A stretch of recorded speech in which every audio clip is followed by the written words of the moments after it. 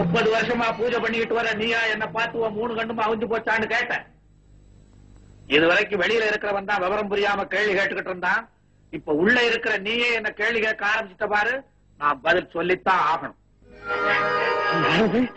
பரமசிவனாய முன்னால நின்னு பேசுறது பின்ன என்ன பாவநாச சிவனா பேசுறது?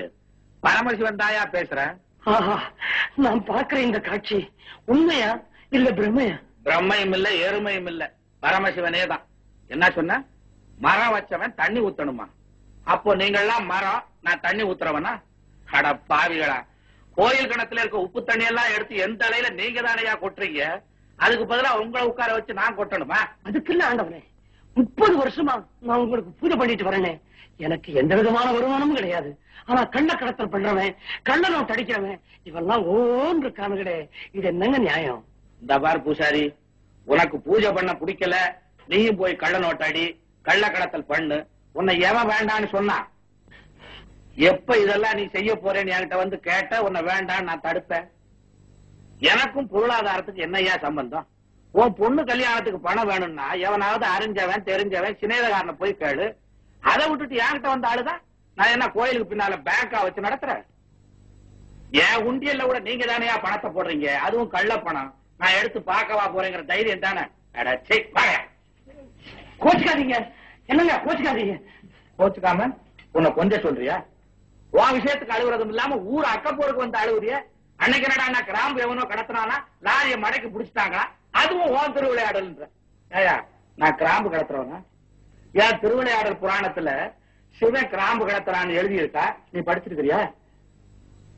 பேசாம இருந்த எல்லாத்துக்கும் ஆட்டுவ.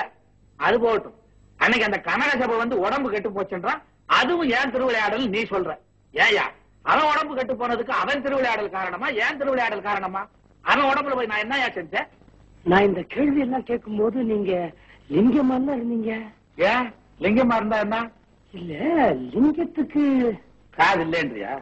அப்புறம் லிங்கத்துக்கு முன்னால போய் உன் காது என்ன செவடா, கண்ணு என்ன குருடா, மூக்கு என்ன சப்பையான்னு கேக்குறிய? அது மாத்திரம் கேட்க தெரியுதா? இப்படித்தாங்க கஷ்டப்படுற ஒவ்வொருத்தரும் எந்த சாமி கிட்ட எப்படி கேட்கறதுனே தெரியாம அழுகுறோம். தெரியாம அழுகுறீங்களா? இந்த பார் பூசாரி, கோயிலுங்கிறது வந்து சொத்து கேட்டு சுகம் கேட்டு அழுகிறதுக்காக ஏற்பட்ட இடம் இல்லையா? பின்ன கோயிலுங்கிறது எதுக்குங்க? சொல்றேன் கேளு.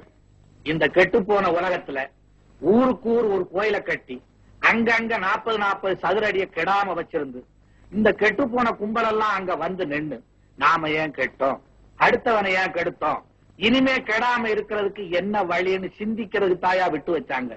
அப்போ நாங்க சிந்திக்கலையா? எங்கய்யா சிந்திக்கிறீங்க? நீங்க கெடுறதுக்கும் அடுத்தவனை கெடுக்கிறதுக்கும் இங்க வந்துதானே பிளானே போடுறீங்க. சிவ சிவ, நாம 2